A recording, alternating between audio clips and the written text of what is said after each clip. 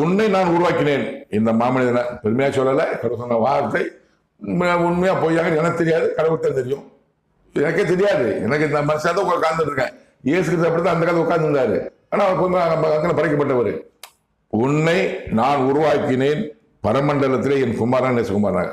இயேசு கிறிஸ்து உலகத்தின் அதிபதி சாத்தான் அவர் பூமி வந்தாரு.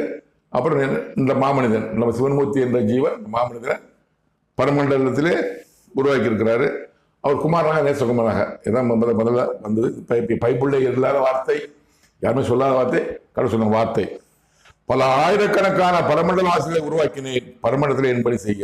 அது தூதுவரும் சேனைகளும் 4 ஜீவன்கள், 24 மூப்பர்கள், 1000 10,000 10,000 தூதுவர்கள், 1,50,000 பசுவான்கள், 20 கோடி தேவசேனைகள், இவங்க எல்லாம் பரமண்டலத்தில் உருவானவங்க, பரமண்டலத்தில் இருக்கிறவங்க. சரிங்களா? சொல்றாரு